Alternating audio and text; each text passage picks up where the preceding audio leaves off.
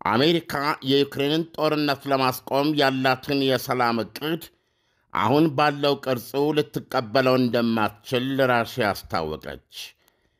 የፕሬዝደንት ቭላዲሚር ፑቲን የውጭ ጉዳይ አማካሪ ሰርጌይ ራብኮቭ እንደተናገሩት የአሜሪካ የተኩስ አቁም ሐሳብ የራሽያን ቁልፍ ጥያቄዎች አያሟላም ወይም አይመልስም። ሪያብኮቭ ኢንተርናሽናል አፌርስ ለተሰኘም የሀገራቸው መጽሔት በሰጡት ቃለ ምልልስ የአሜሪካ የተኩስ አቁም ማዕቀፍ የጦርነቱ መነሻ የሆኑትን መሠረታዊ ጥያቄዎች አይፈታም። ራሽያ ጦርነቱን ቋጭቶ ሰላም የሚያበቀል ብላ ያስቀመጠቻቸው ጥያቄዎች ዩክሬን ክሬሚያ ልሳነ ምድርንና በከፊል የተያዙትን ግዛቶች የራሽያ መሆናቸውን ዕውቅና ሰጥታ ከአራቱ ግዛቶች ለቃ በመውጣት ለራሽያ እንድታስረክብ ኔቶን ከቶምና መቼም እንደማትቀላቀል ቃል መግባት ይኖርባታል። አሁን ያፈረጠመችና ያስፋፋችውን ጦርም ትጥቅ ማስፈታትና ቁመናና ወርዱን ማጥበብ አለባት። ፕሬዝደንት ቭላዲሚር ፑቲን ሕገወጥ የሚሉትን የዘለንስኪ መንግሥት የሚተካ የተባበሩት መንግሥታት መር ጊዜያዊ የሽግግር መንግሥት እንዲቋቋምና በሀገሪቱ ምርጫ እንዲካሄድ አድርጎ አዲስ ሕጋዊ መንግሥት እንዲመሠረት ጥሪ ማድረጋቸው ይታወቃል። ራሽያም ጦርነቱን በተመለከተ ተኩስ የምታቆመውም ሆነ የሰላም ስምምነት የምትፈራረመው ከዚህ መንግሥት ጋር እንደሚሆን ሐሳብ ብልጭ አድርገው እንደነበር ይታወቃል። የአሜሪካ ፕሬዝደንት ዶናልድ ትራምፕ በአውሮፓ ዘንድ ከድርድሩ በፊት ሁሉን ነገር ለፑቲን በምርኮ መልክ አቅርበዋል።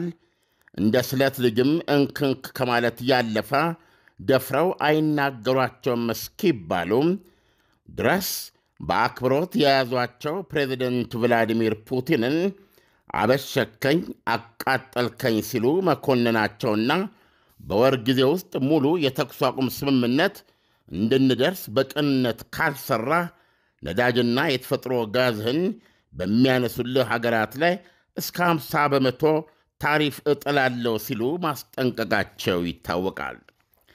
አሜሪካ የሰላም ሂደቱን አሳለጥኩ ብላ ከአንዴም 3 ጊዜ ወጧ እንዳማረላት ባለሙያ ሳውዲ አረቢያ ድረስ ብትራወጥም በተጨባጭ ያሳካችው ግን የለም።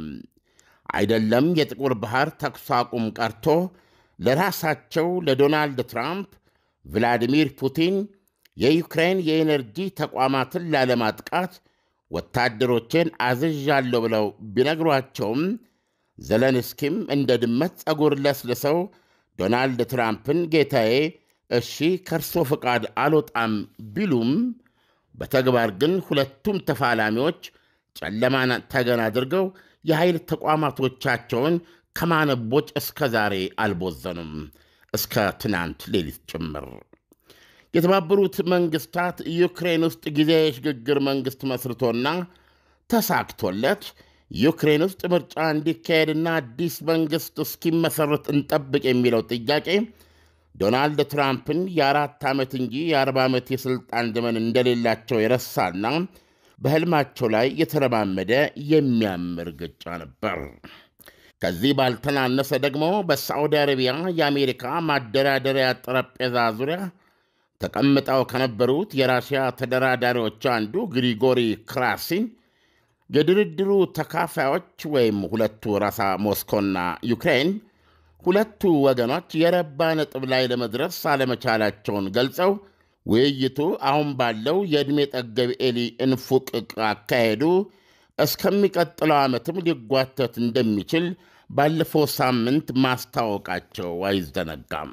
የመዋዋል ጥበብ ዚ አርት ኦፍ ዘ ዲል ደራሲውና ዓለምን ወደ ሦስተኛው የዓለም ጦርነት አፋፍ አድርሷታል ያሉትን የዩክሬን ጦርነት ዋይት ሃውስ እስኪገቡ መጠበቅ ሳያስፈልጋቸውና ከአንድ ቀን በላይ ሳይፈጅባቸው በአንዳች ማጂክ ቀጥ ሰጥ አደርገዋል ያሉት ፕሬዚደንት ዶናልድ ትራምፕ የሥልጣን ዘመናቸው ሁለተኛ ወር ፉት አድርገው እንኳ በዩክሬንና በራሽያ መካከል ከአድማስ ባሻገር እንኳ የሚታይ ደብዛዛ የሰላም ተስፋ የለም። ጭርሱኑ እስከ ቀጣዩ የፈረንጆች አዲስ ዓመት ድረስ ሊጓተት ይችላል ማለት በኢትዮጵያ አቆጣጠር እስከ ቀጣዩ ጥር 2018 ድረስ ባሉት 9 ወራት እንኳ ድርድሩ ፍሬ ማፍራቱን እንጃ ማለት ነው። ራሽያ በአየር በምድርና በባህር ተኩስ አቁም ለመፈራረም አሜሪካና አውሮፓ ለዩክሬን የሚያደርጉትን ማናቸውንም ወታደራዊ እርዳታና የስለላ እገዛ ሙሉ በሙሉ ማቆም አለባቸው የሚል ቅድመ ሁኔታ ማስቀመጧም የሚታወስ ነው። ራሽያም እንደ ተራራ አልገፋ ብላቸዋለች ትራምፕን።